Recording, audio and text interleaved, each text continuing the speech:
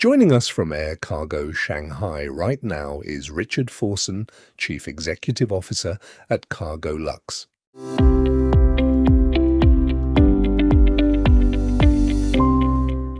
Well, at this stage, we're still very happy with the performance that we've been achieving with Zhengzhou, and our intention is probably to deepen the cooperation going forward into the future to ensure that we continue to keep Zhengzhou as a major cargo hub in China.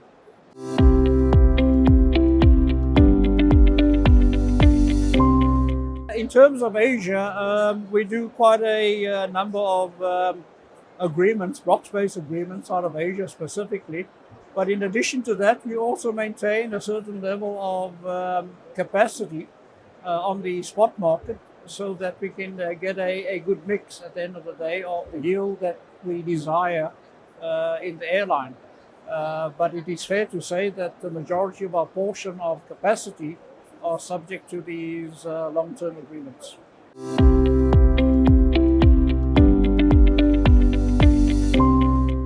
Well, the geopolitical shocks have obviously significantly impacted not only Cargolux, but most of the European carriers flying out to Asia from a cargo perspective. Things have changed since I last made the statement. Yes, the memorandum of understanding has been signed between the US and Iran, but if they cannot reach agreement within the next 60 days and it prolongs, then yes, there's going to be a detrimental impact. I think consumer confidence with increasing prices of fuel, or with the price of fuel going back up again, is really going to dent consumer confidence. And when consumer confidence declines significantly, that's ultimately going to impact demand for all products. And and then the industry might find itself in a position of surplus capacity under that scenario.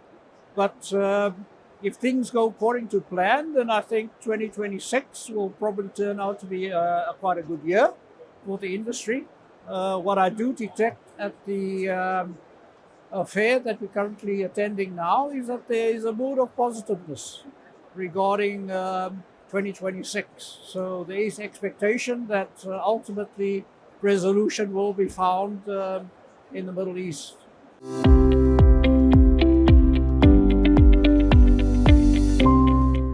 Well, at this stage, the stops that we commenced in Astana in Kazakhstan was principally to introduce resilience into our network in terms of refueling stops. And while we are there, obviously we'll look at the export and import market from Kazakhstan, and if it's economically viable, then yeah, it could very well turn into commercial stops as well. But at this stage, we're starting with the technical stops and thereafter moving into commercial stops if they make economic sense for the airline.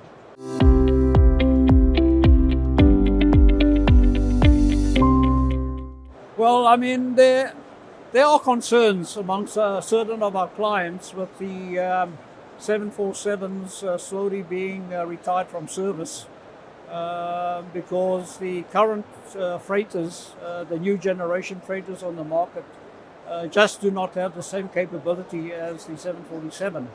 But with the 747-8F fleet, we will continue operating them into the 2040s. To provide a specific product on the market for those manufacturers that do require the size of the 747. The introduction of the 777F, yes, it's a good aeroplane, and I think we can also offer a very good product to our customers as well with the 777. But the 747 will be with us for quite a while to come.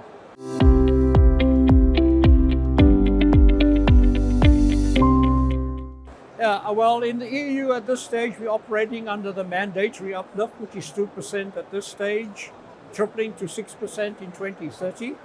But the major inhibiting factor at this stage will be the price of SAF.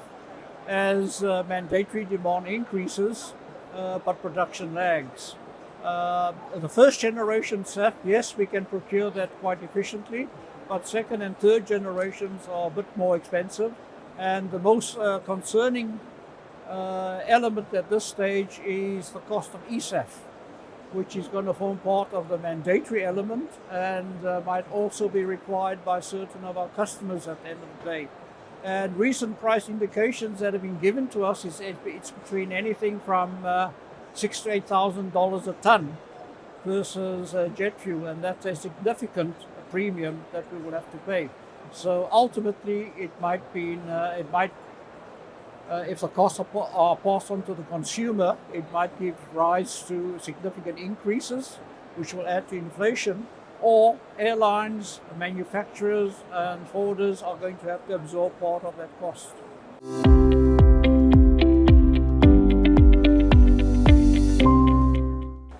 AI, I think, is a big buzzword today. Many people are really hyping it up at the end of the day, especially consulting agencies. From a Cargolux perspective, we take a lot more focused approach. It's based on impact it has on the company. And so each AI request goes through a rigorous business analysis. And if it has a significant impact on the airline, we will do it. And obviously the focus is on making things more efficient, removing manual processes and implementing automated processes.